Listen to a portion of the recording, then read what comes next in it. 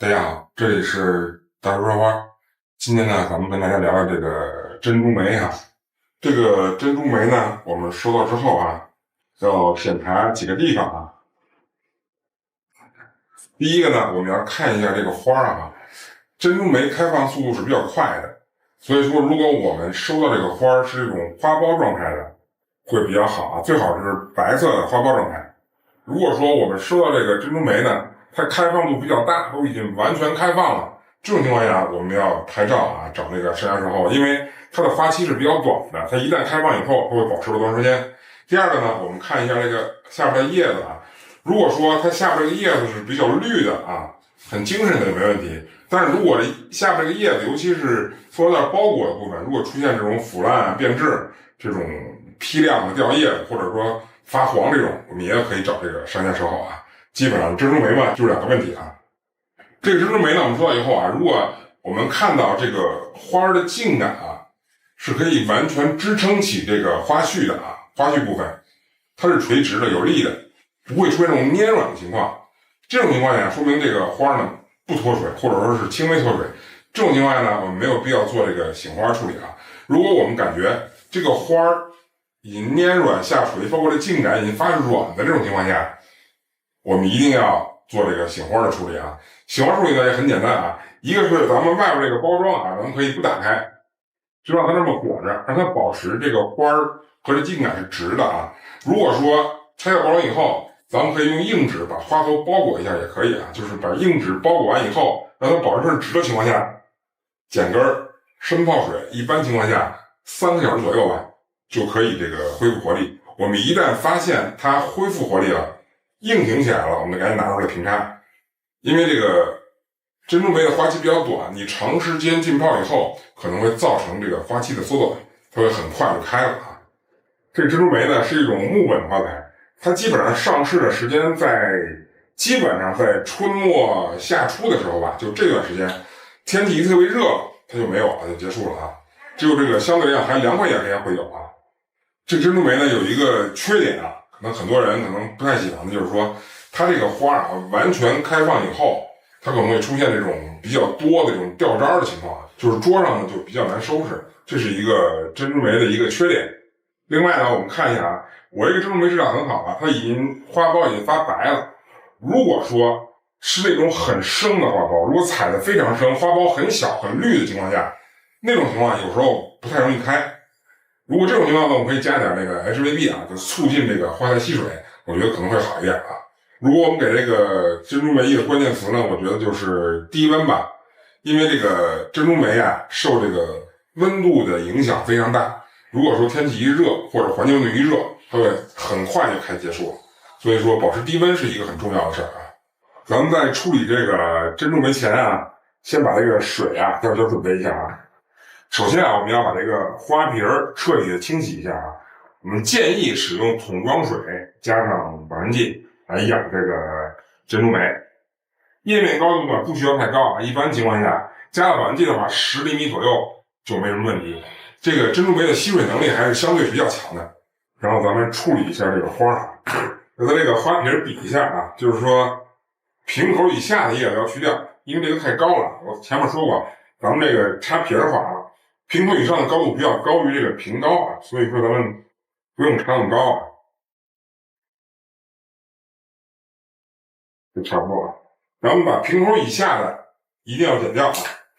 另外呢，这个叶子啊对抢夺水分是很厉害的，所以说咱们尽量把这些大的叶片去掉啊，留一些小的叶子就可以。一枝上留个2-3片就没问题啊，不用留太多，留太多容易抢夺那个水分。咱们在插皮以前呢，一定要把这个茎秆啊，比如这种脏的地方啊，用清水一定要冲洗干净啊。冲洗干净后，咱们每枝花啊斜剪根45度这种斜剪根，剪完以后马上插到这个皮里啊。插皮的时候我们要注意啊，就是撅皮里啊不要插太多，花和花之间呢要留下这个空隙，这样的话呢便于这个空气的流动啊，通风好，花的养时间也长。在后期的养护上呢，这个珍珠梅啊其实挺简单的啊，这个不难。首先呢，只要这个水不浑，这个茎秆没有泡烂，这种情况下啊，我们就没有必要换水，只是在水量不足的时候啊，添加就可以啊。另外呢，就是这个花头上啊，就不要大量的喷水，造成这个花苞里边都是属于这种纯水啊、积水啊这种状态，这样的话可能会造成这个花苞发黄发黑，它开不了。雾状的问题不大，但是你不要大量的喷水啊。最后呢，就跟其他花差不多了啊，就是要避免这个阳光直晒啊，完了远离这个冷热源的这个出风口位置，然后放在相对来讲啊阴凉通风相对环境比较低的地方，这样的话呢能得到比较长的花期。尤其是这个温度啊，这珍珠梅的温度的敏感度是很高的，如果温度太高的话，这花就会开得很快啊。如果我们买这个花呢不是特别开啊，花苞状态，然后呢环境温度又不是很高的情况下，一般情况下啊5到7天问题是不大的啊。这个随着温度的上升，花期就会缩短，温度越高，这个花期越短，它开得越快啊。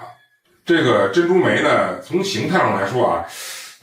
比较偏向于一种这种雾状的花材啊，全是一个一个的小颗粒嘛。这种雾状花材呢，一般我们在插花的时候啊，多用于这种填空的这种作用，就是说怎么用快乐的花插完以后，用这个珍珠梅去填补这个空间，因为它有尖儿嘛，所以说看起来效果还是不错的，而且层次也比较好，所以说它是一种非常好的一种填空的花材啊。而且大家可以看到啊，这个珍珠梅呢是属于这种白绿色，所以说呢它比较偏向于一种小清新的这种风格特点。另外呢，你看这个叶子和这个花它是比较松散的感觉，所以说呢可能又偏向于这种自然风格，所以说我觉得搭配一些自然风格的插花呢，我觉得会有一个呢非常好的效果。好，那这个珍珠梅呢就跟大家简单聊这么多啊，希望大家都能把这个珍珠梅养好，谢谢大家。大家好，这里是大叔说花，今天呢跟大家聊聊这个文心兰，也叫跳兰。这个文心兰呢，我们收到以后啊，有几点需要这个检查一下啊。第一个就是我们把花头从下啊，可以抖一抖，看有没有出现这种比较大面积的掉花的现象啊，这是第一。第二个呢，我们还可以观察一下啊，这个花材呢，它本身应该是很伸展啊，这个花朵本身应该是一种很伸展的这种状态啊。所以说，如果我们发现这一扎花里啊有比较大面的出现这种皱缩，就是花瓣有点缩褶皱这种情况，脱水的情况下，还有的时候呢，有一些花上呢会有一些这种霉烂的这种斑点，抖一抖很容易掉瓣。这种情况下呢，我们一定要拍照找这个商家售后啊。这个文心兰呢，如果说它不脱水，或者说轻微脱水，我们就没有必要做这个醒花的处理。如果我们发现这个茎秆比较软，它有这种脱水比较严重的现象啊，一种方式呢，咱们可以不拆开这个包装，剪根直接插水。如果说过于严重的话，我们可以考虑用纸把这个花头包裹一下，然后呢，用喷壶啊，用雾状的把这个外层这个纸喷湿，不要有这种水滴滴答答的感觉啊，只是要加强这个环境的这个湿度。所以我们用这喷壶以雾状的把外包层层纸喷的那种潮湿的感觉，增加湿度，重新剪根插水。一般情况下啊，3个小时左右啊，都是可以恢复的。如果我们发现这个花材恢复状态了，我们就赶紧把它拿出来插水就可以。用这种湿的纸包裹的话，目的是为增加这个环境的湿度，但是呢，不能长时间的这样包裹，否则的话很容易这个腐烂啊。这个文心兰呢也叫跳舞兰啊，它这个市场上啊，目前有2种切花品种啊，有2种，一种是这种纯黄色的啊，还有一种是这种带点红心的。你仔细看，形态上差不多，但是其实仔细研究，感觉还是有一些不同啊。这个种呢叫柠檬黄的文心兰，这个是普通的文心兰啊，叫法也不一样。这个文心兰呢是一个应该是属于热带地区的花材，所以说呢它比较怕冷，咱们要把这个环境温度啊保持在25度左右，这样的话呢这花能开得比较好。如果温度过低啊，比如说11度以下，可能就会造成冻伤这种情况。所以说冬天的时候啊，文心兰不是特别好养，但是春秋天夏天25、6度这种温度应该还是能养比较好的啊。这个文心兰呢是一种乙烯敏感型花材。乙烯敏感型花材呢，主要是两方面啊。第一个呢是要远离这个乙烯的这个发射源，第二个呢要保持通风。所以说文心兰呢要远离这个成熟的水果，因为成熟的水果呢它会散发出这种乙烯，促进这个文心兰衰老开败啊。另外呢就是一定要保持通风，因为空气流动呢可以把这个乙烯的气体带走，它这个浓度没那么大，所以说这个花呢就能养的时间会比较长哈。另外呢这个文心兰呢市场上价格都是不一样的啊。这个文心兰的价格基本上是按照枝条长短来说的啊，枝条越长的它价格越贵，枝条越短的价格越便宜，所以它的级别高的都是这种长枝条的这个文心兰。如果我们给这个文心兰关键词呢，我觉得温度吧，因为这个文心兰是比较怕低温的啊。如果冬季的话要保持这个室内的温度大概在25度左右，如果是夏季还好一点，所以说冬天的时候温度很低的话，这个文心兰一般情况下是不太好养的啊。我们在插这个文心兰以前呢，首先最好是用杀菌剂啊，把这个花皮彻底的清洗一下。我们建议啊，用桶装水加保鲜剂来养这个文心兰，因为高度也不需要太高啊，在它吸饱水的情况下，我觉得10厘米左右就完全没有问题啊。然后我们来处理一下这个花啊。我们在插文心兰以前啊，要先看一下我们买的这个花啊，看买的是什么级别，就是说它从最下边一朵花到根部它的长短是多长，我们要选择合适的花皮因为呢我们要保证每一枝花的所有的花朵都在瓶口以上，如果这个花在瓶口以内的话，它因为不通风很快就会枯萎，就会掉，如果掉在水里呢，它会造成这个水源的污染。所以说我们在插这个文心兰以前啊，首先要选择一个我觉得长短高矮比较合适的这个花皮来用啊。这个文心兰一般来的时候啊是一大扎，这个时候咱们在插枝以前啊，要把这个每一枝啊分开，因为它有时候可能交叉在一起。如果说这样不行的话，就是头冲下啊，这样抖一抖，然后把每一枝花分出来啊，然后把这些掉落的花瓣啊一定要清理干净啊，以防它掉到这个水里造成这个水的污染。然后呢我们在插皮以前啊要注意观察，首先呢大家看一下啊，这个茎杆上每隔一段会有一个这种表皮，类似于这种表皮的东西啊，褐色的，咱们一定要把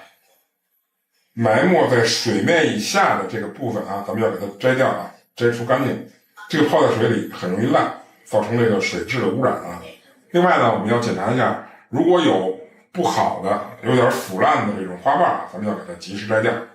然后咱们在插花皮以前呢，一定要用这个清水啊，把这个茎杆一定要冲洗干净，这样的话也会防止这个细菌的滋生啊。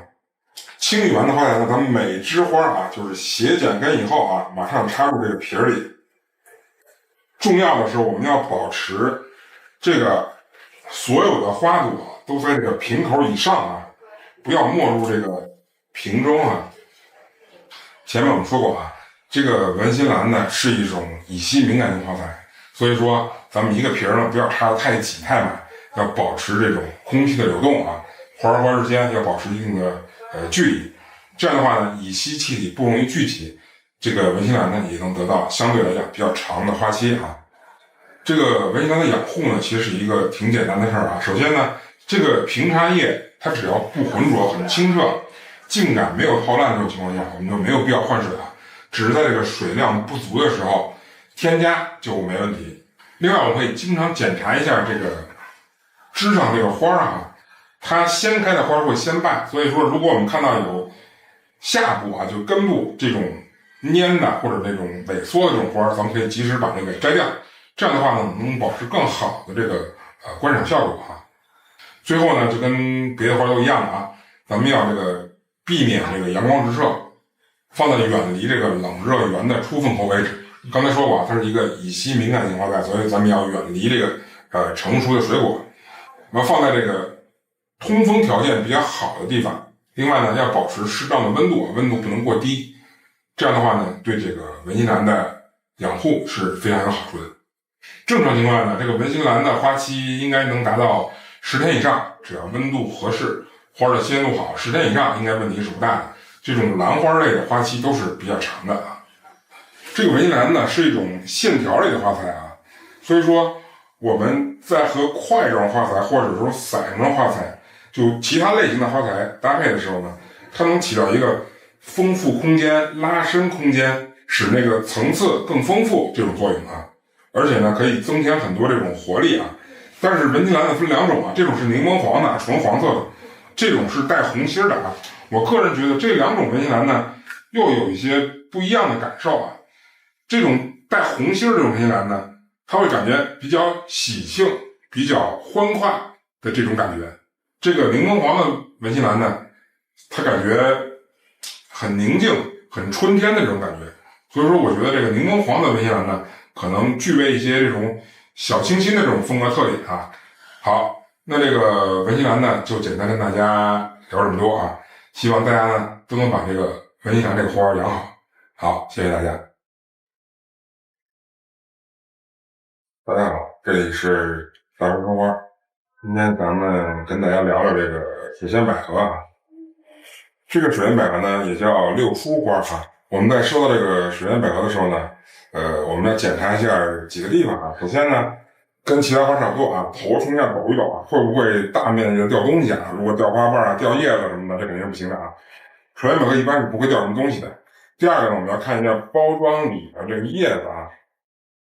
这个叶子呢，如果出现这种比较大面积的这种黄化啊、发黄，或者说腐烂，或者说脱落这种情况呢，我们是需要找这个商家售后的啊。像这种绿绿的啊，就没什么太大问题啊。看叶子很绿啊。这个水仙百合呢，我们收到以后啊，如果我们感觉到这花这个茎秆是完全能支撑住这个花头的，它不会出现这种发软下垂的迹象，我们就没有必要做这个醒花处理，直接插皮就可以啊。但是有些时候呢，如果路上运输的时间太长了，或者天气很热这种情况下，可能会出现这个脱水的问题。脱水问题呢，就是因为它的茎秆可能会发软，这个花头会下垂，就是有点这个弯曲啊，包括这个花下边这些小的这些柄，可能都有可能会发软下垂。如果出现这种情况下呢，我们一定要做这个醒花的处理啊。醒花呢，我们要注意啊，不要说我们头是软的下垂的时候直接插在皮去醒，这样的话，如果吸上水以后啊，这个花头也会比较弯，所以说观赏效果也会差一点。所以说我们有2种方式啊，一种方式就是我们这个包装不拆开，我们可以这个包装可以箍着它啊，保证这个花头是向上的垂直的这种方向。完了呢，剪根儿，咱们冲泡水，大概3小时左右啊。也有一个办法呢，就是说，如果我们把这个包装拆掉以后啊，如果我们发现这个花啊，它是有点下垂的这种感觉，那我们把花头冲下啊，用一张硬一点的纸啊，把花头包裹起来，起一个支撑作用啊，让这个花头和这个茎秆是保持这种直的。这样的话，吸水以后，它这个花也不会弯，效果就会好很多啊。在我们泡大概3小时左右吧，一般就能恢复。如果我们看到这个花材恢复状态了，就是说它已经挺直了、挺立了，能够支撑起来了，这种情况下，我们赶紧把这个整个这个纸拆掉，正常平拆就可以，不要长时间的浸泡啊，这样这个花是没有好处的，可能会有这种催开的作用啊。多数时候呢，咱们这个水仙百合采的时候啊，都比较生，有很多时候大家看到说买了一把叶子，因为这个花头在比较小的时候叶子会比较多，所以看的时候是一把叶子，这个也无所谓啊。一般情况下，这个小的花头啊都是可以开放的。水仙百合不开的时候比较少，除非是质量不太好的特别生的花头有可能开不了，但是绝大部分大一些的花头都是可以开的啊。然后呢，这个茎秆和这个叶子是比较脆嫩的啊。这个水仙百合跟别的花不太，有的花是比较结实，但是这个水仙百合看这个叶子是比较脆嫩的，很容易断。所以说我们拿的时候收拾的时候啊，要轻拿轻放啊，不要那个暴力处理，这样的话对这个花可能会造成这种伤害啊。而且呢，这个水仙百合呢是一种乙烯敏感型花材，我们跟大家聊过啊，什么叫乙烯敏感？对于乙烯敏感型呢，主要是一个是要远离这种能释放这种乙烯气体的这个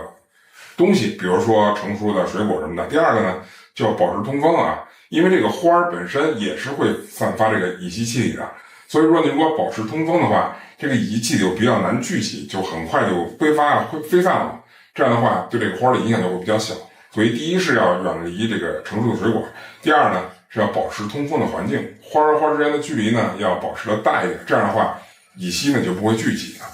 这个水源百合呢有一个比较大的问题啊，就是说这个水源百合在平插的后期，它完全开放以后是比较容易掉瓣的。咱们可以提前让它下线，或者说是勤收拾点吧。所以这也是一个水源百合的一个比较大的问题，因为花瓣到后期是很容易掉的。有些朋友说啊，说为什么你们买的水源百合都挺好，为什么我买的不好？这个水源百合呢，根据我们的经验来说啊，种植水平对水源百合的影响是非常大的。一个是花开的状态，还有花色的表现等等。大农场种的这个水源百合质量一般是远远的好于这个小农户种的水源百合的。所以说如果大家有条件的话啊，我还是建议大家买一些大农场出的这个水源百合。你比如说我买的这个公司啊，这个叫海盛啊，海盛这个公司出的这个水源百合质量很好，花色也很好，花开的也比较好。所以说尽量啊买这种大公司出的这个水源百合，质量会好很多啊。如果说我们给这个水源百合一个关键词呢，我觉得就是通风吧，因为刚才跟大家说过啊，这个水源百合是一个乙烯敏感性花材，所以说咱们一定要保持通风，这样的话呢，它能保持比较长的花期啊。我们在收拾这个水源百合以前呢，先把这个水准备好啊。首先呢，这个花皮我们一定要清洗干净啊，用一些杀菌剂之类的把这个花皮清洗干净。第二个呢，我们建议大家啊用桶装水加上百合专用保鲜剂，不是那种通用的啊，是百合专用保鲜剂，就百合伴侣啊。为什么呢？因为这个水源百合有一个缺点，就是说它的后期叶子会容易发黄。如果我们用这个百合专用保鲜剂呢，相对来讲啊，它的叶片不容易发黄，能保持比较绿。这样的话呢，也是一个延长这个观赏周期的一个方法吧。然后呢，因为这个水源百合的杆刚才说比较脆的啊，比较不浸泡，所以说叶面高度不能太高啊。基本上我们在10厘米以下，稀薄水的话5-6厘米都没问题啊，保持在10厘米以下就应该没有什么太大问题。另外呢，因为这个水源百合啊，它吸水能力是比较强的，其实我们用自来水加上这个百合专用保鲜剂也可以，也能让它很好活着。但是呢，这个自来水啊，我以前没说过啊，就是自来水咱们在用的时候啊，一定要现接现用，就接完以后马上用。这个水的温度是越低越好。有一种说法说这个自来水要经过这种晾晒，其实这个是不对的啊，因为经过晾晒以后啊，这个水里就会滋生这种细菌，其实对花是没有好处的啊。好，咱们把这个花材处理一下，我们比一下这个花片啊，瓶口以下的叶子要全部去掉啊。但是一般情况下啊，就我们花店自己操作的话，大家看一下，就这个花啊有一个分叉，我们要把分叉以下的叶子，反正一般我们都会摘掉啊。水源百合的叶子是比较脆嫩的啊，大家看一下，它很容易折断啊。大家看一下这个叶子就折断了啊，像这种折断叶子是吸不上水的，所以我们要把这种折断的叶子也要给它去掉啊。包括这个花苞，有的时候这个花苞会断，我们要把断的花苞跟折断的叶子要全部都去掉。我们在收拾的时候啊，要把这种根儿剩余部分啊，要像这种一定要全部去除干净啊，保持很清洁，这样的话它就不太容易滋生细菌啊。好，我们把这个叶子都摘干净了，分叉以下的叶子我们都去掉了。然后呢，我们在插皮以前一定要把这个茎秆啊用清水或者用杀菌剂也行，冲洗干净。如果有条件的话，用杀菌剂浸泡个30秒左右，1分钟左右，都会起到更好的这种杀菌作用啊。然后呢，咱们每一枝花45度洗脸根以后，马上放到这个皮儿里啊。还有一个我们插花的时候注意啊，这个水源百合呢，大家可以看到啊，花头开放以后啊，它重量是比较大的，所以说我们在插花的时候啊，切记啊，瓶口以上的长度不能太长啊，就是瓶口以上的高度不要超过花皮的高度。一般情况下，我觉得2/3左右应该，我觉得是一个比较好的选择。当然了，咱们第一次插皮的时候可以留的适当长一点，因为你要留下一个后来换水剪根的这个空间，但是不要太长啊。如果太长的话，可能一个是造成吸水可能不是太通畅，另外一个可能就是会造成这个折断，因为头太重的话，皮儿矮，插的话就会容易折断。然后呢，就是这个一个皮儿里的花不能插的太多，要留下一些通风的空间啊，就是花和花之间呢要保持一定距离，因为咱们刚才前面也说过，它是一个乙烯敏感型的花材，保持通风对它的花期是非常有好处的啊。在这个水源百合后期的养护中啊，就是如果这个水不浑浊很清澈，这个茎秆没有泡烂，这种情况下我们就没有必要换水啊，只是在水量不足的时候咱们添加就可以。如果说我们出现这个水面很浑浊，我们就一定要重新换水剪根啊，跟第一次插盆一样，花皮要清洗干净，花的茎秆一定要水冲洗干净，如果有那种滑腻感，一定要把那个滑腻感洗掉，兑保鲜剂啊。然后呢，每枝花如果有腐烂的部分啊，我们把所有的腐烂部分全部剪掉，直到露出新茬为止啊。水仙百合的这个花蕊，其实摘不摘呢也无所谓啊。但是如果你要摘的话，你让它刚刚绽放的时候摘，花蕊也不会弄脏手什么的，因为它们还没有粉末化，还是属于一种固体，所以要提前摘。最后呢，就是这个水仙百合跟绝大部分的花都一样啊，要避免这个阳光直射，放在这种阴凉、通风、温度相对比较低的地方，因为它是乙烯敏感性的花材嘛，所以说远离这个成熟的水果，保持它这个通风，相对比较低的这种环境温度，对这个花的花期是非常有好处的啊。这个水仙百合的花期还是挺长的啊，虽然说后期会掉瓣，但是说如果像这种花苞状态我们养的话，一般情况下7到10天问题是不大的啊。夏季的时候就是天气热的时候可能会时间短一点，冬季的时候很冷的时候相对来讲花期会比较长，所以说它这个温度可能会对这个花期的影响是比较大的。这个水仙百合在搭配上呢，我认为它是一个伞状的花材，所以说咱们在插花的时候，大多数咱们这个水仙百合是作为填空用的，但是呢，这个水仙百合它的枝条比较长，所以说有些时候咱们在做插花的时候也可以作为拔高的作用。另外呢，水仙百合的颜色非常多不同颜色的水仙百合就适合不同风格的这种花材搭配。好，那这个水仙百合呢，就跟大家聊这么多，希望大家呢都能把这个水仙百合养好，谢谢大家。大家好，这里是川说花。今天呢，咱们聊聊这个马丽金这个马丽金呢，我们收到以后要检查一下，大多数花都是这样我们收到花以后先头重下抖有个别掉1个2个的问题不大，如果是大批量的掉，这样的话就不对了我们把掉的收集在一起，跟这花一块要给这个商家拍照售后马丽金呢，我们看的时候也要注意这个花头的部分它是一个一个小柄带了一朵朵小花，这个花呢掉了1、2朵是正常的，但是如果这个上面的花是大面积的掉这种花的话，肯定就不对了另外呢，我们要看一下这个包装纸包裹的这个部分的叶子，它应该是绿色的。如果说这个叶子有这种粘连这种腐败变质这种情况，我们也要找这个商家进行售后我们收到这个马丽金的时候呢，我们要看一下如果说这个茎秆是可以支撑起这个花头的包括这个柄就是花的这种柄，它如果不软能够支撑起这个花头，这种情况下呢就不脱水。正常情况下只要不脱水，我们正常评价就可以。如果说我们这茎秆很软，这个柄已经支撑不起这个花头，它已经有下垂粘软这种迹象，就一定要做这种醒花的处理一种方式呢，咱们是外边这个包装不要打开让它保持，让这个花组合在一起，这样的话呢，它这个花和杆子是一条直线上，它是垂直的，吸点水以后这花也会是直的。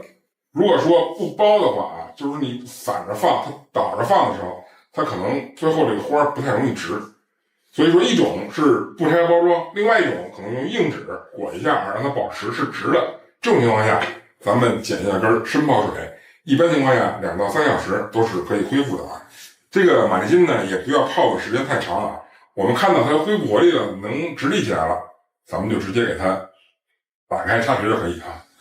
这个马丽金呢是夹竹桃科的植物这个科的植物呢都有一个特点大家看一下我们在掰掉这个叶子的时候看，还有这种小枝的时候它会冒出这种白浆这种白浆呢是有毒性的，千万是不能入口的。但是呢，拿手摸哈，比如说我是没问题的，但是有一些皮肤比较敏感的朋友啊，有可能会出现这种过敏的反应。所以说我建议大家啊，在收拾这个马利金的时候啊，最好是佩戴手套啊，戴手套以后就会好很多。如果粘到手上，咱们可以用大量的清水去冲洗掉就可以啊。但是千万不要入口啊，摸一下，有些人是没问题的啊。如果说咱们给这个马利金一个关键词，我觉得就是毒性嘛，就是白浆。毕竟我们买花是为了欣赏它，咱们不要因为白浆这个问题造成自己这个手啊、皮肤啊过敏，其实也得不偿失的啊。所以说，我觉得马利金呢，我给的关键词就是这个白浆啊，或者说这个有毒性的这个白色液体啊。我们在收拾这花以前啊，首先我们把这个水准备一下啊。我们首先要把这个花瓶呢彻底的清洗干净啊。然后我建议啊，用桶装水加保鲜剂来养这个马利金。液面高度不用太高啊，在它吸饱水的前提下，基本上在10厘米左右就没问题，也没有必要太高啊。然后咱们处理一下这个花啊。首先最根本的一点啊，就是说咱们所有的花平头以下的叶子是一定要去掉的啊。另外呢，这个马利金呢，我们在处理的时候要注意，最下边一朵花，来看它是分叉的。我们一般把最下边一朵花的大部分的叶子都会去掉，这样的话呢，会防止这个叶子跟这个花头啊争抢水分啊。所以说大部分的叶子去掉，这样呢会更好的水分供给这个花啊。那大家看一下啊，如果用侧枝的话，我们掰的话，建议用剪刀啊，否则的话你这么使劲往下一撕，可能会把这个表皮撕坏了。所以说，如果有这种侧枝，尤其比较粗的这种侧枝，咱们最好是用这个剪刀来处理这个侧枝，而不要用手去往下掰。如果你非要掰的话，往侧面掰啊，往边上掰，不要往下撕。好，我把这个叶子啊基本上摘完了，一枝上留个几片就行，不要留太多啊，否则会抢了养分。咱们在插枝以前啊，一定用清水啊把这个茎秆冲洗干净，尤其是我们摘叶子以后这个白浆的部分啊，最好冲洗干净，否则会造成这个平插叶的污染啊。好，我把这杆洗完了啊，然后咱们把它插这个瓶里啊。每一枝花呢，咱们斜剪根啊，就是45度的这个斜剪根，然后马上插到这个瓶里啊。需要注意的就是咱们这个一瓶里呢，不要插的太多啊，要留下一些空间。基本上所有花都是这样的，留下一些空间，保持这个空气流动，这样的话对这个花期是非常有好处的啊。我们可以看到啊，这个马利金我新买的啊，它的花头稍微有一点软啊，不是很严重，有一点软。这种情况下呢，咱们把这个里边多加一点水就可以了。叶面高一点，比如说20左右，它就比较快的能缓过来。如果等它吸饱水以后啊，这个水量会减少，咱们基本上保持在10厘米左右，就是完全没有问题的啊。后期的养护呢，其实也是很简单的啊，只要这个水是清澈的啊、干净的，茎秆没有这种泡烂的迹象，我们就没有必要换水，只是在水量不足的时候添加就可以。基本上在吸饱水以后啊，我们保持在10厘米左右的叶面高度就没什么太大问题。然后呢，就是要避免这个阳光直晒啊，就是远离冷热源的这个出风口的位置，放在这种阴凉的、通风的、相对环境温度比较低的地方，会得到这个比较长的这个花期吧。这个马利金的花期呢，基本上在1周左右的时间吧，也是看环境温度啊。如果温度高，可能会花期短一点；温度低呢，相对来讲时间就长一点啊。最后呢，我来说说这个搭配的时候啊，这个马利金的用法啊。首先呢，我觉得这个马利金呢，它是一个，你看一枝上有挺多花头的啊，所以说它呢应该属于一种伞状的花材。基本上我们和块状的花材啊，还有这种竖线条的，就这种大朵的花一起插的时候呢，一般是作为这种填空的花材来用的。但是大家看一下啊，这个马利金的花呢，基本上都集中在花头的部分啊，而它茎秆又比较长，所以我们在插一些大型作品的时候，也可以把它加长，作为一种线条来用，也是可以的啊。这个马蹄金的颜色呢，大概有橙色的，还有这种红色的、黄色的，还有这种紫色的，也有白色的哈。总的来讲呢，这个马蹄金这个花的颜色啊，是属于比较浓重、比较饱满这个颜色，所以说呢，它更有一些秋天的调子，就是说比较适合秋天调子的花。同时呢，因为它这个颜色啊，我觉得也比较适合于搭配什么呀？就是这种颜色比较厚重、比较饱满、比较丰富的那种欧式风格的花材搭配，我觉得这个马蹄金呢也是一个很好的选择，因为毕竟它的颜色是比较浓重、比较饱满。好，那这个马蹄金呢就跟大家简单的聊这么多啊，希望大家呢都能把马蹄金这个花养好。好，谢谢大家。大家好，这里是招招花，今天呢跟大家说这个大滨菊哈。这个大滨菊呢是春天的花哈。咱们在收到这个大滨菊的时候啊，一定要检查几个地方啊。第一个呢，我们要看这个花它的开放度是不是大。如果出现花瓣后卑或者说掉瓣的这种情况，我们是要找商家售后的。另外呢，就是我们要看一下包装内部的叶子啊。这个叶子如果黄化的非常严重，就非常黄，而且有这种脱落的现象，这种情况说明它放的时间比较长了。另一个是看它的根部啊，如果它的根部有腐烂、变质这种情况，叶片发黄而且有脱落的情况，我们要拍照找商家售后啊。另外呢，这个大滨菊呢吸水能力比较强，所以说我不建议这类的花啊，咱们长时间的做醒花处理。如果咱们收到的时候感觉这个花头比较下垂，茎秆比较软的话，要么就不拆掉让它外边的包装，要么呢我们就用硬纸把花头裹一下，剪根泡水，一般情况下啊3个小时左右就应该是能缓过来。它一旦缓过来以后，咱们就把外包装拆掉，正常平插就可以哈。这个滨菊呢是一个春季的花材，基本上它是从每年的4月中下旬开始，一直到6月份是这个滨菊上市的时候。等天气非常炎热以后，这个花慢慢的就没有了，就不出了。秋天的时候呢也会有，但是不会太多啊。总之，这个滨菊是一个春天的花材啊。因为这个滨菊呢是一个草本的花材，所以说相对来讲啊，它就比较容易泡烂根儿。如果水量过多的话，或者一个瓶装太多的话，容易把这个根部泡烂，这样的话会影响它吸水。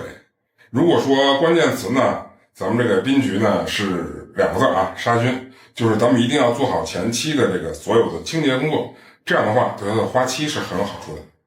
养这个滨菊呢，插瓶以前这个瓶子一定要用84消毒剂的溶剂啊，彻底清洗一下，2氧化氯也可以啊。清洗以后呢，我建议大家用桶装水加上保鲜剂，可利鲜啊什么的都可以啊，花枝寿都可以。然后叶面高度不能太高啊，在这个花材吸饱水的情况下，10厘米以下的叶面高度就是没问题的。所以说水呢不要太多啊。如果我们插花的时候没有保鲜剂，我建议大家如果用自来水的话，可以增添一定比例的84或者2氧化氯这类的杀菌剂，这样的话呢可以抑制细菌的这个滋生，让花呢保持的时间更长。那咱们把这花整理一下啊，大家可以看到啊，这个花呢有很多侧枝啊，所以我们在插花的时候啊，要把瓶口以下的这个叶片那种小的侧枝咱们要去掉。所以说咱们在插花以前都要先要选择一个合适的花瓶哈。比如说你看这个高度，咱们就可以保留2个侧枝，保留2个侧枝以后呢，它整体的效果也比好很多。如果瓶子过高的话，咱们就把这侧枝都去掉，这样的话插出来不好看啊。过矮呢则会把这个杆儿就过长，这样的话呢对花也没什么好处啊。所以说咱们在处理花的时候啊，首先咱们比一下，就瓶口高度以下的这个叶子和一种小的侧枝，咱们都可以给它去掉啊。侧枝多了也会影响这个花材吸水，咱们可以保留1到2个侧枝，这样的话呢对花头的吸水是没有什么坏处的啊，这样就可以了啊。好，咱们这个杆子就处理完了啊。咱们在插花以前啊，一定要用这个杆子用清水啊就给它冲洗干净。如果有条件的话，可以用这个2氧化氯或者84消毒液的溶剂浸泡个1-2分钟，这样的话对杀菌是有好处的。然后呢，咱们每一支斜剪根然后马上插到这个瓶里就可以了。需要说明一点的是啊，这种草本的花材呢，咱们一个瓶里啊不要插的太多啊，别让这个花和花之间留下空隙，这样的话呢，空气流动以后它不容易腐烂，所以一个瓶里插的花不能插的太多啊。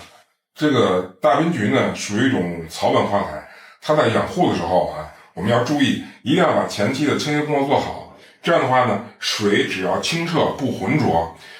茎秆没有泡烂的这种情况，我们就没有必要换水。如果说我们发现这个水变得浑浊了，或者说这个茎秆有泡烂的现象，我们就要进行换水。换水的时候啊，首先咱们要把这个瓶子啊，就是重新清洗干净，然后呢，每一枝花茎秆冲洗干净以后，重新剪根，一定要把有腐烂的部分全部剪掉，直到露出这个新茬为止啊。这样的话呢，才能保证这个花啊更好的吸水。另外呢，就是说这个花呢要避免阳光直射，要放在相对来讲比较阴凉通风的地方啊，就是保持空气流动，保持比较低的温度，那对这个花的花期是很有好处的。这个大滨菊呢，在草本花材里的花期还是可以的啊，比格桑花时间长，一般在1周左右都是没问题的，只要它新鲜度足够好，养护正确的话，1周是没有问题的啊。因为我们在现场购买这个大滨菊的时候啊，要尽量买开放的朵数少、花苞多，像这种花苞都是可以开的，花苞比较多的，这样的话呢，它可能能保持更长的这个观赏时间啊。最后呢，我想说说我个人啊对这个大滨菊这个花的一些看法啊。首先呢，大家可以看到这个大滨菊的姿态非常好啊，很多时候我们可以作为这种线条类的花材来用，你看它的姿态非常优美啊。另外呢，这个大滨菊我觉得自带一种乡村啊、田园啊、小清新啊，就这类的风格特点。所以我们在搭配这类的花材的时候呢，我觉得大滨菊是一个非常好的选择啊。另外呢，这个大滨菊大家可能以前也看到过啊，我觉得这个大滨菊跟浅色系的花材搭配，比如说浅粉啊、浅紫啊、鹅黄啊、浅黄这种搭在一起，可能会有一种挺强的这个日韩的风格，也是现在一种比较流行的风格特点啊。好，希望大家呢都能把这个大滨菊养好，谢谢大家。大家好，这里是大叔说花，今天呢跟大家聊聊这个风车果啊。我们收这个风车果呢，有几个地方要检查一下。第一个是要捏一下这个花头哈。如果说这个花时间长了的话，就是新鲜度很差的话，你一捏它这个花头就会往上掉东西啊。如果说它很结实，摸起来没有出现这个细叶花掉东西的情况，就没有什么太大问题。第二个，我们要看一下下面这个叶子啊，尤其是这个包装包裹内的叶子，如果出现这种腐烂、变质、发黄这种情况呢，也是不能接受的。如果出现这种情况呢，我们要找这个商家进行售后啊，记得拍照。这个风车果呢，它是一种很轻盈的花瓣，所以说它一般脱水的情况会比较少。所以说一般情况下，我们这个风车果是没有必要做这种醒花处理的。如果我们收到的时候感觉这个茎秆很软、很粘软这种情况下，我们可以不拆开这个包装啊，或者用硬纸包裹这个花头，剪下根深泡水，一般3个小时左右都是可以恢复的。大家可以看到啊，这个风车果呢，可以说是一枝多头的，或者说一个主枝上有很多侧枝，每个侧枝上都会长出这种果实来啊，所以它是一个多枝的花。我们可以把侧枝剪下来放到小瓶里插，主枝放在大花瓶，就会得到比较好的这种欣赏效果啊。另外呢，这个风车果这个果实的这个水分含量很低，所以说这个风车果呢是可以做这种干燥花的啊。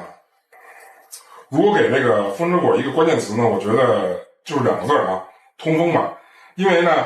这个风车果呢，最后会变成这种干燥花，只有保持通风，水分呢能及时的挥发，这样的话呢，最后才能得到一个比较好的干燥效果。如果说不通风挤在一起的话，就很容易变烂，这样的话呢，干花的效果就会很差。所以这个通风是这个风车果的一个关键词啊。这个风车果呢是一个草本的花材，所以说相对来讲它的杆也是比较容易泡烂的。我们在插花以前啊，一定要把这个花瓶彻底的清洗干净，建议大家呢用桶装水加保湿剂来养这个花。草本花材的叶面高度不用太高啊，一般10厘米左右就没问题，或者低于10厘米也问题不大啊。然后咱们来处理一下这个花材啊。一般情况下啊，这个花呢，咱们要跟这个花皮比一下，花皮瓶口以下的部分咱们要给它剪掉，包括这种侧枝什么的都给它剪掉啊，只保持这个瓶口以上的这个高度啊。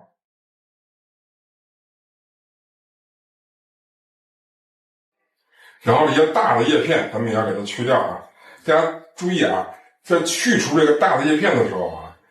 这个风车果有一个问题啊，就是说我们在去掉这个大叶片的话，如果向下撕的话，容易把这个茎秆的表皮撕坏。所以说，要么咱们用剪刀把这个侧枝或者说这个叶片剪掉。如果我们要用手扒的话啊，要从横方向扒，不要从下方向扒啊。另外呢，这种过小的花苞啊，我们最好给它剪掉，因为它后期它可能出现这种下垂的迹象，这样的话，从干燥花的角度来讲，它就感觉不是那么好。留一些较大的花苞，特别小的花苞我们要给它去掉啊，尽量多的把叶片去掉，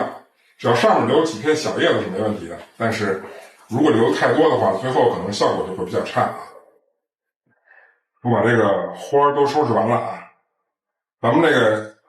主枝啊，长的归长的啊，这种短的归短的，这是侧枝啊，分别插枝就可以啊。咱们每枝花插枝以前呢，一定要用这个清水啊，把这个茎秆啊要冲洗干净啊。然后每一枝花呢，咱们斜眼根儿，然后马上插到这个皮里啊。前面跟大家说过啊，这个风车果呢，最后可以作为干燥花来用，所以说咱们一个皮里呢，不要插的太多啊，要留一些空间让它保持通风，这样的话呢，它干燥起来会比较快啊。然后这些侧枝呢，咱们就找一个相对来讲矮一点的花皮插就可以了。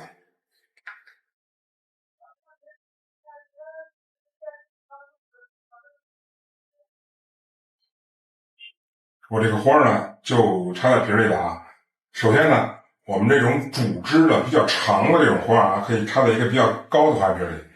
但是这种侧枝呢，就是小的这种侧枝，可以找一个相对比较矮的花皮插，也是没有问题的啊。在后期养护上呢，只要水不浑啊，这个茎秆没有泡烂这种情况下，咱们就不用换水啊，只是在水量不足的时候啊，添加就可以。另外呢，跟大豆花是一样的啊，这个花咱们要避免这种阳光直射啊，远离这个冷热源的出风口的位置，放在一个相对来讲啊温度比较低的通风的这种环境啊。前面跟大家说过，通风是很重要的，保持一个通风的环境呢，它干燥的会更好啊。咱们在新鲜的时候啊，咱们摸摸它的脑袋问题不大，但是如果一旦这个花干燥了以后，咱们就尽量少去触摸的这个花头，因为你触摸这花头呢，它可能会导致这个比较多的这个掉渣啊。所以说咱们就把它放在一个相对来讲啊比较干燥、比较通风的环境就可以。作为新鲜花来讲呢，这个风车果呢，它的花期应该在1周左右，但是呢，如果说它干燥以后，就可以养的时间更长，可能几个月都没问题，只要你环境比较干燥、比较通风，然后呢别老折腾它，就能养的时间更长。大家呢可以看到啊，这个风车果插一皮以后啊，它感觉有一种很强的这种田园乡村的感觉，就是很自然的感觉，所以说它呢是一个自然风格的花材。从形态上来说呢，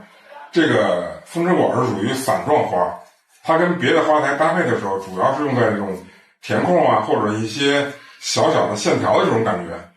可能用法会比较多。但是呢，我个人来讲啊，我比较建议大家就是风车果单插一皮儿，因为等它自然风干以后，它就会变成一个干花去欣赏，可以欣赏很长时间。如果说这个花跟别的搭配的话，可能会出现别的花已经都开败了，但是这个花还可以看的这种情况下，所以说我觉得对于风车果来讲，比较好的搭配是咱们就单独插一皮儿，先作为新鲜花来养，等过个4-5天以后，它完全干燥以后，就作为干花来养就可以了。好，那这个风之果呢，就跟大家聊这么多，希望大家都能把这个风之果养好。好，谢谢大家。大家好，这里是大叔说花，今天跟大家聊聊这个蓝星花啊。我们收的这个蓝星花呢，一般要检查几个地方啊。第一个呢，跟大多数花一样啊，如果说这个花材放的时间太长了，或者说新鲜度特别不好的情况下，这个上耳说到套的部分下边这个叶子啊，它可能会出现比较严重的这种粘连呀、腐败啊、变色啊这种情况。如果出现这种情况，我们是要找这个商家售后的。另外，我们可以看一下这个花的部分啊。这个蓝星花呢，它刚开的时候啊是浅蓝色的，然后呢，它的颜色会慢慢变深，最后变成这种紫色啊，这种粉紫色。出现这种粉紫色以后，就说明这个花快结束了。所以说，我们看一下啊，我们这一串花里啊，这种粉紫色的部分，或者说有这种焦边的，或者说这种粘尾这种多不多？如果这个上面两三朵是蓝色的，但是下边全是这种粉紫色的，说明这花放的时间比较长了。这种时候呢，我们可以找这个商家进行这个售后啊。这个蓝星花呢，它的吸水能力呢是比较强的啊。如果我们收到以后啊，这个茎秆直立足够支撑这个花朵的话，我们就没有必要做这个醒花处理，直接插水就可以啊。但是如果说我们发现这个茎秆包括这个花比较有这种蔫软的现象，我们可能要做一下这个醒花的处理。其实很简单啊，就是我们收到这个花以后啊，就是外边这个包装啊，我们不要打开，让它夹着这个花，让它保持是一个正直的状态，然后剪根儿，深泡水大概2-3个小时吧，一般就可以恢复啊。如果说拆掉包装以后，也可以用硬纸把花头包裹一下，目的呢是为了让这个花头啊保持正直，这样的话吸上水以后，这个花的整体的形态跟状态也会是比较好的。当我们发现这个花恢复活了以后啊，我们就马上把这个包装拆掉，直接插水就可以，没有必要泡的时间太长，因为这个蓝星花吸水能力还是比较强的啊。这个蓝星花呢，它的学名啊叫天蓝尖瓣木，或者叫天蓝尖瓣橙。最早以前国内没有的时候也叫日本蓝星。这个花呢是夹竹桃科的一个花材。我们在掰掉这个杆的时候啊，它会出现这个白色的这种汁液，就是白浆哈。这种东西呢是有一定毒性的啊，所以说我们如果在处理这个花材的时候，皮肤比较敏感的朋友啊，应该戴手套啊去处理这个花否则的话可能会出现一些过敏的反应哈。这个蓝星花呢，目前市场上有3种颜色啊，一种是这种蓝色啊，还有一种是这个白色，还有一种粉色，粉色相对比较少见啊。这个蓝星花呢有2个品种啊，一种叫做圆瓣的，还有一种叫做尖瓣的。相对来讲啊，圆瓣的花花期比较长，这个花的质量比这个尖瓣花质量更好一点。我们看啊，这个刚开的时候是浅蓝色的，开的时间越长，颜色也偏白，然后慢慢的变成这种紫色，变成这种粉紫色以后呢，就说明它的花期快到了，就把这个粉紫的花摘掉就可以了。如果我们给蓝星一个关键词的话，我觉得就是白色的枝叶吧，毕竟我们买花是为了欣赏啊。如果因为收拾花出现过敏这种情况，可能是一个很得不偿失的事啊。在处理这个蓝星花之前呢，我们要先把这个花皮准备好啊。花皮我们要清洗一下啊，用点巴斯焦液或者是二氧化氯这种杀菌剂彻底清洗一下。然后呢，我们建议大家啊用桶装水加保鲜剂来养这个蓝星花。叶面高度呢不需要太高啊，第一次吸水的时候可以稍微高一点，但是正常情况下吸饱水以后，我们保持在10厘米左右的这个叶面高度就没问题啊。然后呢，我们来处理一下这个花材啊。我们在处理这个花的时候啊，现在这花皮比一下啊，瓶口以下的叶片啊，我们要全部去掉啊。一般我们呢可能是把最下边一朵花下的叶子都去掉，稍微留一些也可以啊。这是第一。第二个呢，有些花呢可能出现这种已经开放的花，就是花掉了以后出现这个花这个柄还是存在的，我们把这个柄也要都去掉啊。完了，这种紫色的可以看到啊，以粘尾的这些花，我们把这些花也要摘掉，这样的话呢，可能欣赏效果更好，否则的话感觉不太好啊。我们在摘这个叶子的时候，大家注意啊，如果你往下撕的时候啊，它有可能会出现这种连接的地方，把这个外边的表皮也去掉哈，所以说可能会出现这种问题。如果破坏这个表皮呢，可能对它吸水没有什么太大的好处，所以说咱们最好是用这个剪刀哈，把这个叶子剪掉，这样的话一般就不会出现这种破坏表皮的事情了哈。或者是咱们掰的时候啊，这个往侧面掰哈，不要往下撕，如果往下撕就会连带这个皮，如果往侧面掰的话，一般不会出现这种问题哈。我这个花收拾完了啊，大家看一下啊，这些伤口掰掉叶子或者侧枝这伤口，它会出现这种白色的这种浆啊。咱们在插枝以前呢，要用清水把这个浆清洗干净，这样的话防止这个平插的叶变得浑浊啊。我用清水已经把这个茎秆大概其都洗干净了哈，然后咱们再插皮儿哈。每一枝花45度洗脸盆以后啊，马上放到这个水里，不要在空气里放着啊，这样会造成这种气阻啊。这个蓝心花和大多数花一样啊，咱们一个皮儿里呢不要插太多啊，要留下一些空间，这样的话呢便于这个空气流动，这样的话对这个花本身的花期是非常有好处的。如果插得太挤的话，就容易出现这种腐烂啊、粘连啊这种情况。咱们在后期维护的时候啊，要注意哈，只要这个平插叶是清澈的，茎秆没有泡烂，这种前提下我们就没有必要换水啊，只是在这个水量不足的时候增加就可以。另外呢，为了保证这个更好的观赏效果啊，我们可以经常检查一下这个花啊，下边的花可能会先变成这种紫色，如果我们发现它变成那种紫色了，而且呢有这种枯萎迹象，咱们就随时把这个紫色的或者枯萎的花摘掉，这样的话呢整瓶花就可以得到一个更好的一个观赏效果啊。最后呢，就和大多数花一样啊，咱们要避免阳光直晒，远离这个冷热源的出风口位置，放在这种阴凉通风环境温度比较低的地方，这样的话能保持相对来讲啊更长的花期。这个蓝心花的花期还是挺长的啊，如果我们买的不是特别开，花苞比较多的话，只要天气不是特别热啊，1周以上的时间应该是没有问题的啊。最后呢，我说说这个蓝心花搭配啊，我个人的一些看法啊。蓝心花呢是一种浅蓝色的花，在自然界中啊，这种蓝色的花是很少见的，这种天然的蓝色啊。这个蓝心花呢是个浅蓝色，所以说我觉得它本身具有一定的这种小清新的风格特点，而且我们在插花的时候啊，浅蓝色可以作为一些色彩的调整和搭配。另外呢，我们从花材类型来说呢，这个蓝心花是一个伞状的花材，一般情况下啊，在跟其他的花材做搭配的时候，我们大多数时候是用作配花来用，主要是为了填充空间。好，那这个蓝心花呢，就跟大家聊这么多啊，希望大家呢都能把这个蓝心花养好，谢谢大家。